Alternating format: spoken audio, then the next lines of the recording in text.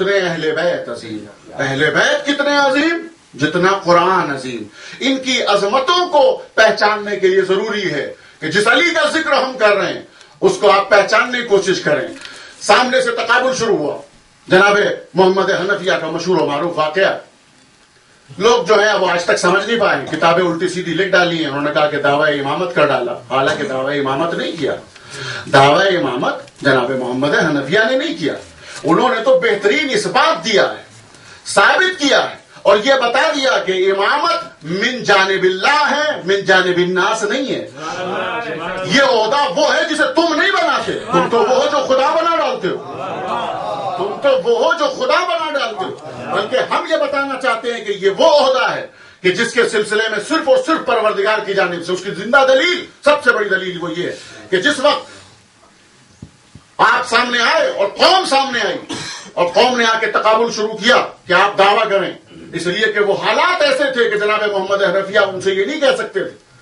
تو استدلال اور براہین کے طور پر جب آپ امام کے سامنے آئے تو امام سے کہا, تو امام نے فرمایا کہ چچا آپ تو بہتر جانتے ہیں کہ امام وقت کون ہے. یہ جملہ خود بتا رہا ہے, چچا آپ تو بہتر جانتے ہیں کہ امام وقت کون ہے, مگر مصلحت کو آپ بھی جانتے ہیں, مصلحت کو میں بھی جانتا ہوں. یہ ہے امامت کا عہدہ.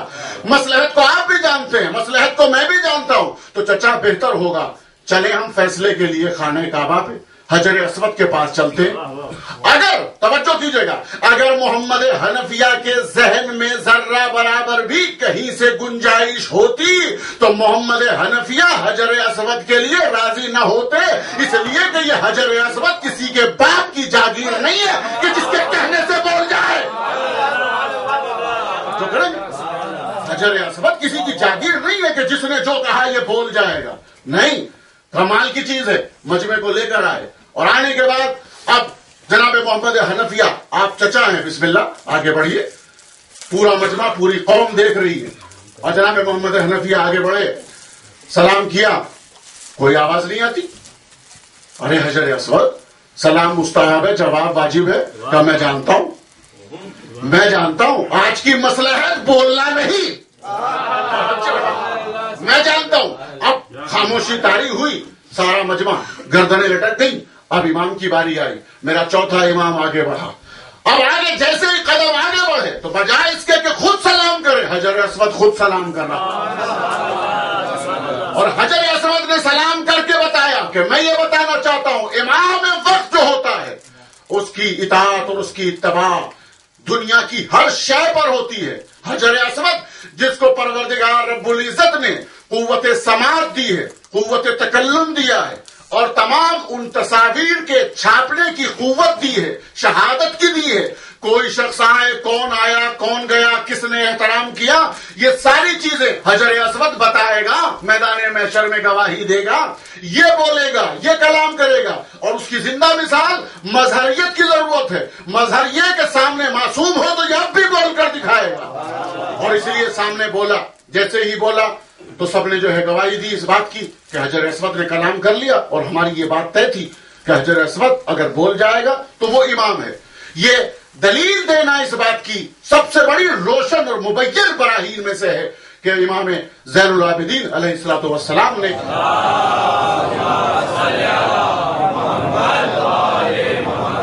امامت کے لیے یہ ثابت کر دیا کہ امامت کا عہدہ من جانب اللہ ہوا کرتا ہے. اور اسی لیے جب ہشام ابن عبد الملک وہ آیا ہے اپنے پوری تمکنت کے ساتھ, اپنے پوری فوج کے ساتھ, طاقتوں کو سمیٹے ہوئے, روب اور دبدبا, اور اس کے بعد اس نے یہ چاہا کہ میری تو خود حکومت ہے اور اس مجمع کے درمیان میں آؤں گا, حجر اسود تک لوگ جو ہے مجھے بڑے استقبال سے لے جائیں گے. مگر اس نے جب دیکھا تو حالت یہ ہے کہ لوگوں نے اتنا ڈھکیل دیا پیچھے کہ سارا غرور جھڑ کر رہ گیا. اور جب کچھ نہ بچا تو جا کے ایک گوشے میں جا کے بیٹھ گیا. تھوڑی دیر میں دیکھتا ہے ایک جوان مگر نئی فزار, نہایتی حسین, وجیح, نورانی چہرہ اور اپنے مخصوص انداز میں خرامہ خرامہ جیسے ہی خانہ کعبہ کی طرف بڑھ رہا ہے تو ایسا لگتا ہے کہ بیت الہی خود سمٹ کر سامنے آ رہا ہے, مجمع کائی کی طرح پھٹتا جا رہا ہے. اس کو دیکھ کر حیرانی کی کیفیت بڑھ گئی اور پورے مجمع کے سامنے توہین آمیز اپنے ذام میں، اپنے اس فکر میں کہ جو وہ سوچتا تھا اپنے روب اور دبدبے کے اعتبار سے، اس کے بعد کہتا ہے کون ہے یہ شخص کہ جس کی وجہ سے مجمع اتنا بےتاب ہے، احترام کیے ہوئے جگہ دے رہا ہے، جانتا ہے تجاہل عارفانہ یہ بتانا چاہتا ہے کہ جہاں نسب کی طہارت نہیں ہوتی وہاں امامت کو پہچاننے سے انکار کر دیا جاتا ہے۔ صلوات تو پڑھتے محمد علیہ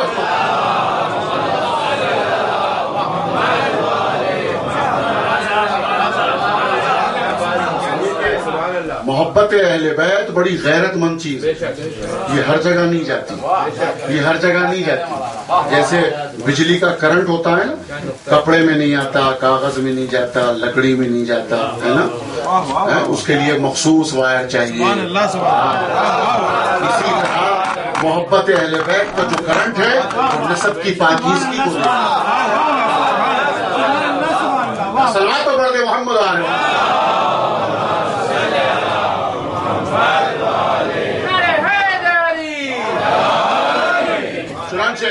وہ اپنے پورے روب و دبدبے میں توہین آمیز جملہ کہتا ہے، کون ہے یہ شخص؟ رہنے والا وہی کا، کھاتا ہے وہی، فوج میں وہی ہے، کمال ہے۔ شاعر ہو تو ایسا ہو، شاعر ہو تو ایسا ہو۔ اور میں سمجھتا ہوں کہ یہ شعر جب مدح اہل بیت میں نکلتے ہیں تو ایسے ہی نہیں نکلتے۔ جو روایتیں پڑھنے میں آئی ہیں ان میں سے بھی فرزدق کے قصیدے میں جو امام نے تائید فرمائی ہے کہ جبریل امین نے تمہاری تائید کی ہے، جبریل یہ الفاظ لے کر آئے اور تم نے اپنے قصیدے میں ضبط کر دیا۔ اس کا مطلب یہ ہے کہ جب مدح اہل بیت میں زبان کھلتی ہے تو جبریل مدد کرتے ہیں۔ صلوات تو پڑھ دے محمد علیہ محمد۔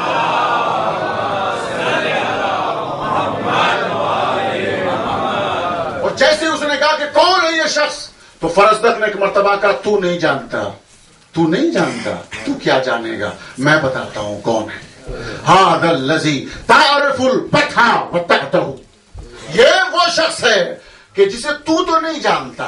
بڑی بار بار اسی جملے کو جو ریپیٹ کیا ہے، تو نہیں جانتا مگر اسے کعبہ پہچانتا ہے، اسے ہل پہچانتا ہے، اسے حرم پہچانتا ہے، اسے حجر اسود پہچانتا ہے۔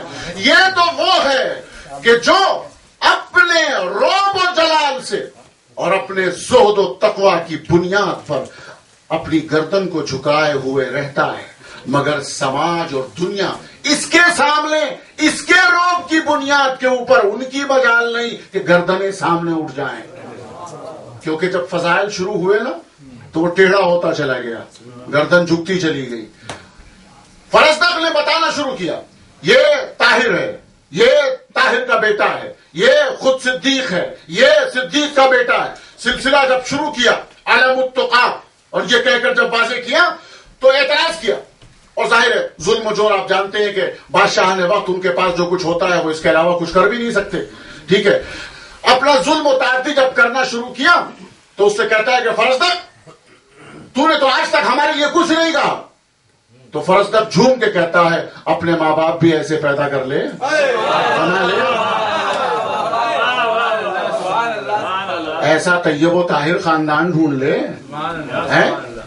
کہہ دوں گا اس کے لیے ضرورت ہے اہل بیت ہونا۔ صلوات تو پڑھتے محمد آل محمد پر۔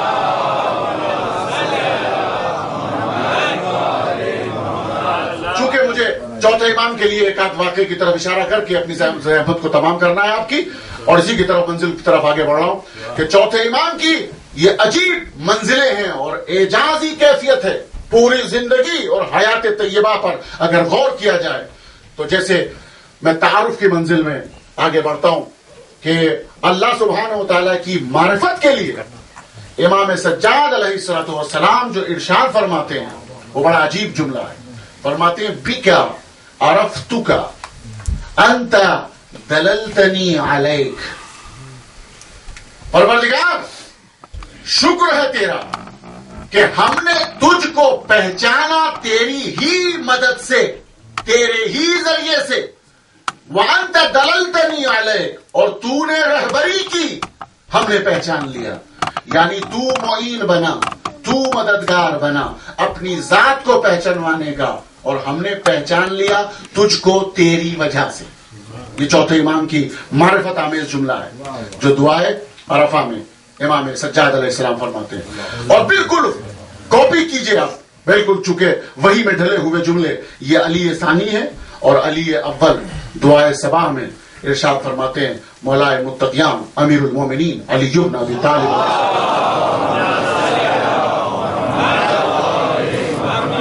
آپ فرماتے ہیں یا من دل علی ذاتہ بذاتہ. مولائے کائنات ارشاد فرماتے ہیں کائنات کا مشکل کشا، اے وہ خدا کہ جو خود دلیل بن جاتا ہے اس انسان کے لیے کہ جو معرفت طلب کرتا ہے.